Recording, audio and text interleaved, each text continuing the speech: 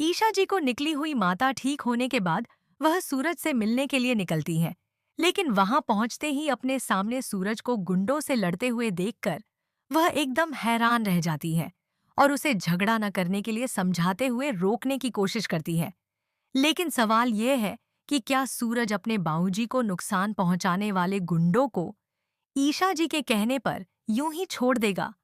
जी हाँ दोस्तों, सीरियल पति ब्रह्मचारी में एक जबरदस्त ट्विस्ट देखने को मिलने वाला है।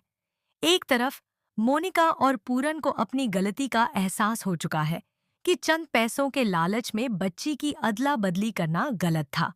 वहीं दूसरी ओर सूरज अपनी ईशा जी से मिलने के लिए बेताब है, क्योंकि जब से ईशा जी को माता निकली है उसका हर दिन सिर्फ उनकी यादों के सहारे गुजर रहा है। भले ही उसे ईशा जी की आवाज सुनाई देती रहती है, लेकिन वह उनकी एक झलक पाने के लिए तड़प रहा है और बार बार उनसे मिलने की कोशिश करता है।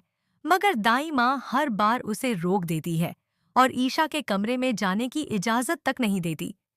इसी बीच जब सूरज अपने बाबूजी के कहने पर उनके खिलाफ जाने वाले गुंडों की पिटाई करने पहुंचता है और उन्हें मारने ही वाला होता है, तभी ईशा जी वहां पहुंच जाती हैं, जो सूरज से मिलने ही आई होती है।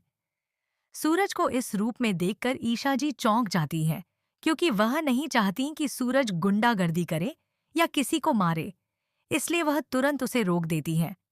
ईशा जी को सामने देखकर सूरज बेहद खुश हो जाता है और गुंडों पर हाथ नहीं उठाता, लेकिन गुंडे उसे जोरू का गुलाम समझकर मारना शुरू कर देते हैं। तभी ईशा जी आगे बढ़कर गुंडों की धुलाई कर देती है और सूरज भी उनका साथ देता है। इस दौरान सूरज जख्मी हो जाता है और ईशा जी पत्नी का फर्ज निभाते हुए उसे सही सलामत घर वापस ले आती है।